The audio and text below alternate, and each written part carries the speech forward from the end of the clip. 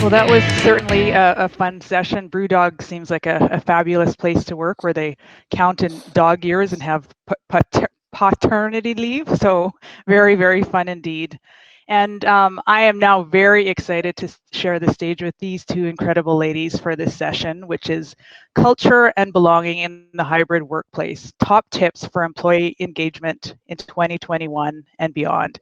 I have to say, I met Advita and Trudy last week on a call, but have been fangirling over them for a little while since I follow their podcast and on social media. So this is a very, very special session for me to moderate. So Advita, do you want to tell us a little bit about yourself and who you are? Yeah, of course. Hi, Phoebe. Hi, everyone. So my name is Advita. I own an internal communications agency that focuses on measurement and outcomes in the north of England, in Manchester. And I'm also one of the co-founders of A Leader Like Me, which is a membership and subscription service aimed at women of colour who want to progress further in their careers. Great. And Priya Bates was it in the very first session, also a She founder was, yeah. of A Leader Like Me. So you both have been on. And Trudy, how about you tell us a bit about yourself? Thanks, Phoebe. Hi, everyone. So I'm Trudy. I operate a consultancy called Colineo, and I'm a communications consultant and an executive coach, and focus on engagement, leadership, and change. Great. And you make up 2/3 of the Calm Edged Rebels podcast. So welcome to the session. So, this is a very timely topic, and I recognize that we're all in different places and situations around the world with COVID. So our workplaces might look a little bit different. In Canada, for instance, we're deep in the third wave in some of our provinces. So the restrictions are quite strict. I think in UK, some of those restrictions are starting to lift. But I also saw a recent survey that said 1 in 3 people would rather quit before returning to their workplace full time. So knowing that, and as we enter into this next phase with hybrid working, where employees want to feel heard, how do leaders and organizations proactively show that they're listening to their teams as we move forward? Advita, do you want to start? Yeah, simple for me, Phoebe. It's the actions they put in place. One of the most frustrating things I feel that colleagues go through at times is that they give a lot of feedback and their opinions and their thoughts, and we ask for them, especially as internal communicators. We go around and we ask questions and then we feed back to our leaders, and then it doesn't go anywhere. It just kind of disappears into like the black hole, and then people feel a bit frustrated.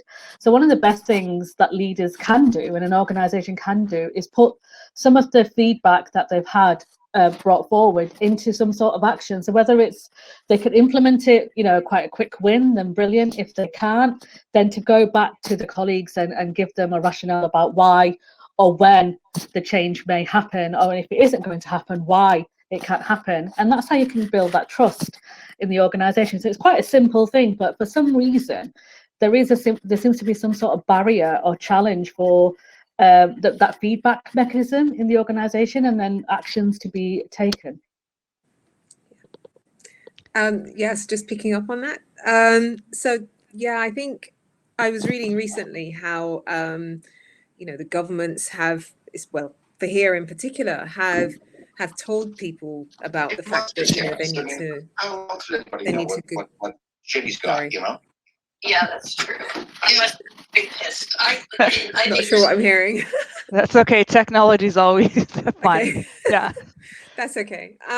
So yeah, the whole thing is, and the danger here is that a little bit like what Advita was saying, is leaders will go ahead based on directives from the government to go ahead and put some of these things in place, but without asking what the people actually want. And so I think it's critical that they take the time to actually find out what people really want, because they run the risk of kind of implementing ways of working that don't work, that they then have to backtrack on, and causes a lot of aggravation, time, stress, whatever you want to call it, because it really is simply start with the people who are going to be most affected, and that's the people who are, your employees.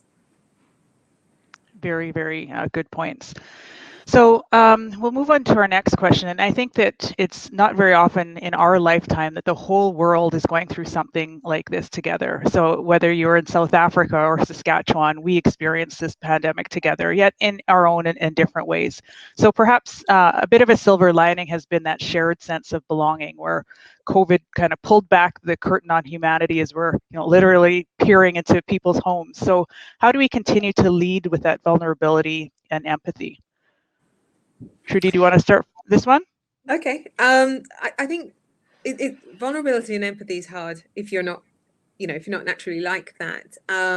However, I do feel quite hopeful because, as you said, everybody has experienced some challenge during this whole time, and there has been a lot more openness. Everybody's had to work from home at some point, and you've had children, you've had household, and all the rest of it to deal with, and so I think there's a natural level to which we're beginning to understand that empathy piece.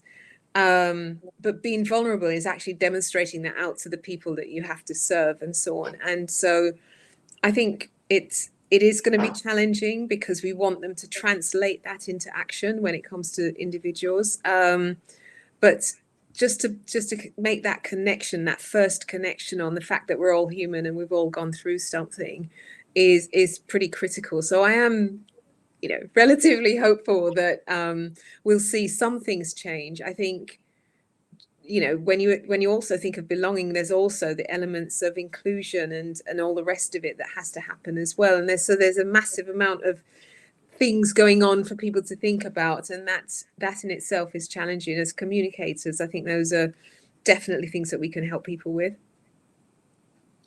I completely agree, and I think it would be remiss of me not to mention my future best friend, Brené Brown. I keep saying that. I think if I say in everything that I speak at, one day she's going to reach out and go, let's have a chat. But Brené Brown, in all honesty, if you haven't heard of her, if you haven't read any of her books, I would recommend that you pick up her Power of Vulnerability book. I read that book because I wanted to work with my leaders in terms of getting them to speak a bit more vulnerably to their colleagues. Because there is this kind of unspoken rule that to be a strong, stoic leader, you need to be quite, hard-faced at times and not show your emotions too much, and be process-driven and put yourselves out there. But as you said, Phoebe, times have changed. In the last 12 months in particular, since the year of the pandemic, people have been in each other's homes, and we've been open with each other about some of the challenges that we're facing.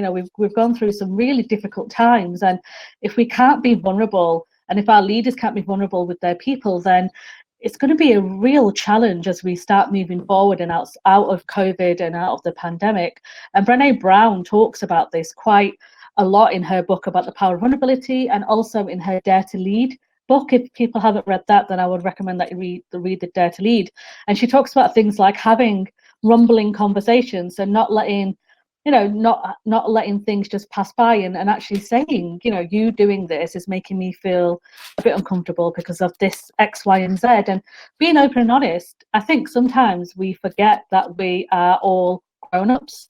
We're all adults working in organizations, and sometimes we just need to have that honesty and transparency with each other. And if we can encourage our leaders to do more of that with their teams, either through the spoken word or through written blogs or articles, then you will, see a shift in people's behaviors and the way they react to things. And I think, over the next few months, we're all going to have to work very hard and together to make sure we get through some of the challenges that there's no doubt some organizations are going to face when it comes to kind of economic climate over the next 12 to 18 months.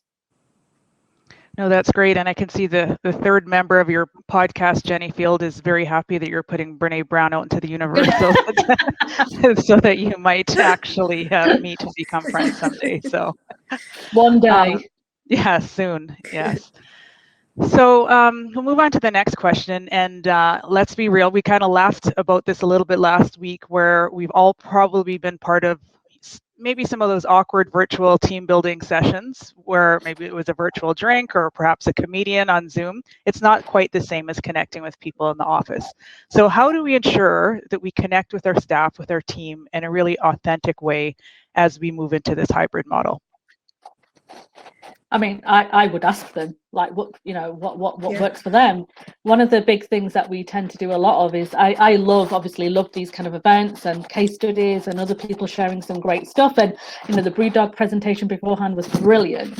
It's really good to take these ideas and concepts, but make sure before you kind of do a carbon copy or try and, bring it into your place, that you ask your people what they want, what works for them. Every organization is so different. Even if the industry is the same, your culture will be very different. So ask your employees and ask your colleagues and peers and leaders, what is it that they need? What is it that they want? How can we connect better? It is important that that is in place.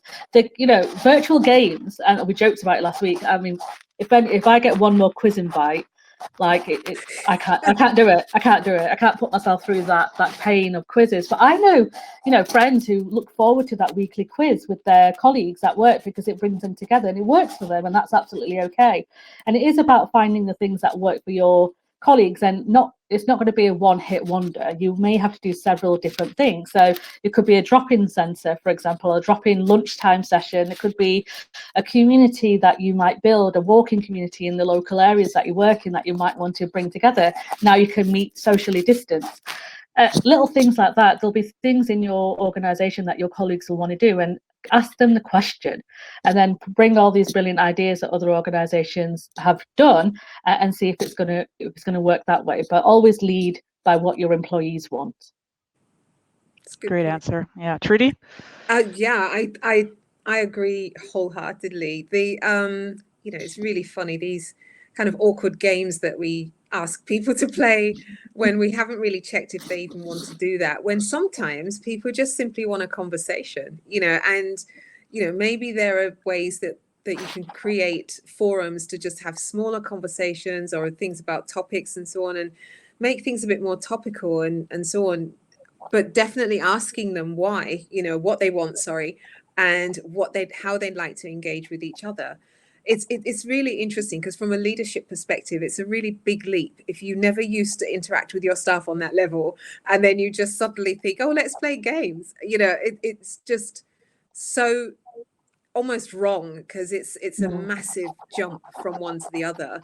And maybe the kind of stepping stones to that is just having conversations and just saying, well, let me in this time be a bit vulnerable and actually let you get to know me, let you get to know who I am and what I'm about. And so little things like that, I think, would work a lot better than the kind of fun games and the so on, where people just literally either switch off or pretend that they're enjoying it, because they feel as if they feel a little bit of pressure, actually, because they think, I have to be involved. But really, it's about checking in with people, finding out what they want, and actually building proper relationships. Yeah. And be genuine. Be genuine. Absolutely, yeah. Trudy kind of implied that, is be genuine in what you're doing. And if you've never done like games and fun things like that, then it's going to be, and you want to do it because you want to bring a little bit more fun into the culture, that's absolutely okay. But it's baby steps, and you have to be authentic with what you're doing. And just because it's worked somewhere else, it doesn't necessarily mean it's going to work there. So you do have to be quite genuine with the stuff that you're doing, and be authentic with how you're doing it as well. Yeah, totally. Great points. And there seems to be a theme, which is ask your team, ask your employees what they want and what's important to them. So shifting topics a little bit, but we're fresh 2 days out from the George Floyd verdict in the States. And, sadly, his death, I think, was a catalyst for a long needed discussion on racism that brought equity to the forefront of our conversations. And now, as a result, I think employees more than ever want to work for companies that want to make the world a better and a more equitable place. So how do leaders contribute to a diverse and an inclusive workplace in a hybrid environment? Shall I kick it off? So yeah, you go. For me, it's about creating a safe space. I saw lots of feedback and commentary yesterday on various social media platforms where people were being triggered and their trauma was being relived again. And just because, it's really interesting, because a lot of organizations have been who think they're doing a good thing by asking their Black colleagues or people of colour in their organisation how are they feeling, or how are they doing, and it's showing that empathy that we spoke about earlier. But one thing to remember about when you are being empathetic, which is it is a good thing to do not get me wrong, but on that person's terms, right? So you have to create a safe environment so that person knows it's there. What people don't want is to be put on the spot and be singled out and be othered from their peers that are in the organisation. So for leaders to create that diverse and inclusive workplace, they need to be able to create a safe space for everybody on their terms. So people need that support and want to know where they can go to get that help if they want it. They know what is in place, they know where to go, they know who to ask. What people don't want, and where the mistakes sometimes happen, is when you're sat in a room and the director turns around or the leader turns around and goes, so how are you feeling? How are you feeling about that verdict? And putting you on that spot. And not everybody wants to talk about their feelings and emotion and in front of their peers. You know, they don't want to be othered, they don't want to be stood out there. You know, what they do want is to be reassured that their organisation cares about them, has created the systems and the processes and whatever in place to create that safe environment, so they can go to those spaces when they need to, and they know they are being taken care of and they can belong in that space. And that's really important to remember, especially with everything that has gone on in the last few months in across the globe. And Trudy? Yeah, sorry. I think across the whole diversity piece anyway. So if you think about before George Floyd and everything, you know, companies were doing a little bit, making a few efforts towards it. And since then, you know, it obviously got escalated. And the challenge, I think, is that what people need to see now, especially as we're, you know, leading to working hybrid, in a hybrid environment, is simply some action. So if you're saying that you're trying to implement a D&I strategy, you're trying to put things in place to make things a bit different, you're aligning yourself to your values and your behaviors, you're making that all of that very visible, because there was a lot of talk at the very beginning around all of these things. You know, we need to put our values front and center, we need to actually activate them. I think if you're a leader and you really want to make a contribution, rather than, just as Advita said, rather than focusing on finding out how people are feeling, although there is a place for connecting with what people are saying and so on, but rather than just addressing it from that aspect, I think the commitments that you have made, or the commitments that you've stood up to earlier in the year, maybe you need to actually live by them. And it might be a case of saying, do you know what, we need to adjust the culture in this organization. We need to be a bit stronger and be different. We need to actually actively find ways for people to be included, promote people, hire people, and ensure that all it takes is one action, and then it starts to be noticed that actually something different is going on in this place. So I think there's a real thing for leaders to get behind their words and actually act on the things that they say that they'd like to see, because it's not really hard for them to. That's not a hard one for them to do if they really intend on doing it. Diversity and inclusion tends to always be pushed aside, unfortunately, whether that's about, promoting women or whatever. It doesn't matter what it is. It's always something that's, we can do that later. And I think it's really even more important now, as people are not going to be visible in the workplace, and so on. And I think internal communicators play a big part in that. We have to be the voice of reason to our leaders. And if you notice performative allyship, which happens, how many organizations put the black square on Instagram, and then when you look through their figures and look at the other actions they've done, they never mention it ever again. And it's just being aware of that. And as an internal communicator, we may, and sometimes we'll have to, step into those difficult conversations. And in order for us to step into those difficult conversations, we do need to educate ourselves with what's happening across the globe, especially around diversity and inclusion, so you feel confident to speak to your leader and give them the advice that they need. Because often the reason people don't do anything is because they don't have the knowledge behind it. and they don't know what to say, they don't know how to do it, so they just don't do it, because it's easier, like Trudy said, not to progress D&I stuff as much as we'd like it, because it's the majority. It doesn't affect the majority, right? We're always talking about the minority of the people in some organizations. So it's just being conscious and being aware of what's going on around you, so you can advise your leaders in the right way, because we do hold the pen for most of our channels, so we can influence. So it's really important to remember that when you are advising. Yeah, very good point. I think that a lot of people don't know where to start, or as you said, don't have the knowledge, so they don't do anything. So we have time for a couple questions that have been posed in the chat, and one was from Sharon, and she said, we've all been surveyed over and over. Do you have a new or different questions to ask for a return to office survey? And with a growing remote workforce, how do you address their inclusion? Well, to be honest, Sharon, surveys, people only get survey fatigue is when actions are not being taken by the responses that they've given. That's when people get tired. People don't tend to get too exhausted by surveys if they can see that their answers are making a difference in the organisation. If you do get feedback from your colleagues to say, actually, you know, what's the point of filling this in? And most people do, don't they? What's the point of filling this in? Because I said exactly the same thing 3 months ago and nothing has changed.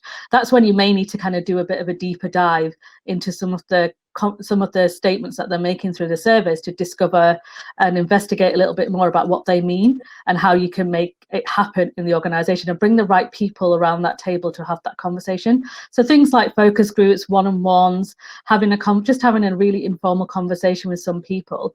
But I, you know, as controversial as it may sound, I don't believe in survey fatigue. I just believe in the fact that when surveys are given, people don't action them, and that's why people don't want to fill in surveys. They just think, you know, I'm not wasting my time in doing something that's not going to change anything. And that's the big thing to kind of remember when you do surveys and stuff like that to your organisation. Yeah, I'd agree. And there's also an issue with the questions that are asked and who's shaped those questions and the motivation behind that, because sometimes they are shaped in a certain way because they want certain answers.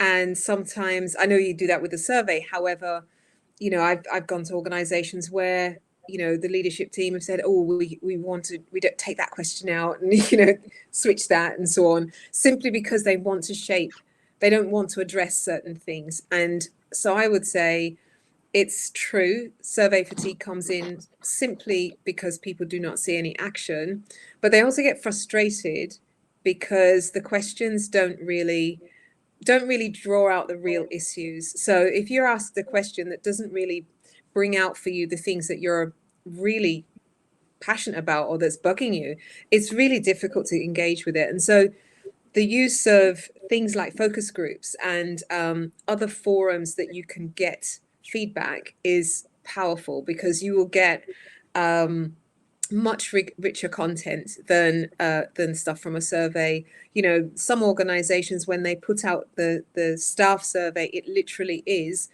putting their people in a room to say, you're all doing this at the same time, because I need to keep the numbers up. I need to tick the box to say that my department has done this. So we're all putting you in the room and you're all going to sign up the survey. And as a result, you're not going to get great content from any of that. You're going to get people who are a little bit fed up, don't really want to get engaged with it. And the interesting thing with that is that organizations then take that, because the scores then end up being quite high, and they bandy around, you know, look how fantastic our engagement scores are, and people are disengaged. So it's really counterproductive to do surveys in that way, and it really is important to relook at how these things are being done. Yeah, have a look at the insight and data as well. What is the data and insight telling you? So one of the things I did in an organization was I had a look at the teams that were not performing as well in terms of their outputs, and we did mini focus groups with them to find out what was going on in that particular team. So rather than doing a blanket approach of sending a survey out to everybody or doing a focus group to everybody, we actually did we did segmented our kind of stakeholders and picked off the ones that were struggling with performance, and we looked at the data for that. So read the data and the insight and try and use that to kind of angle some of the conversations as well. We'll see if we can get one more question and Nico asked, I see hybrid environment as part of staff working in the office, others at home. What about the practical problems, and should teleworking be discouraged? What should be discouraged? Sorry, Phoebe, I didn't hear that last. Should Teleworking, so I think working remotely like this over the phone or Zoom. Oh, okay. No, I don't think it should be discouraged. I think it's interesting, and the bolder companies will embrace all the different formats of what we would call then hybrid. You know, they'll really embrace it and find ways to facilitate it properly, and that's what needs to happen, because you can then have somebody who's 100% remote and they just get lost in the ether. Nobody really remembers them. You know, they don't really engage outside of actually delivering pieces of work. They don't engage with the organization at all. And you don't want that to happen. You don't want employees to be missing in action. And I think it's perhaps on management side and on the individual side to fix that. But if the mechanism isn't in place for them to get engaged across the board, you know, then that's going to happen. You're naturally going to get that. And then you've also got the people who go into office, you know, who might feel better than others, you know, because I'm actually going into the office and you're staying home all the time. You know, it's managing those attitudes and being practically aware of, well, what are we going to do? It's asking yourselves the questions.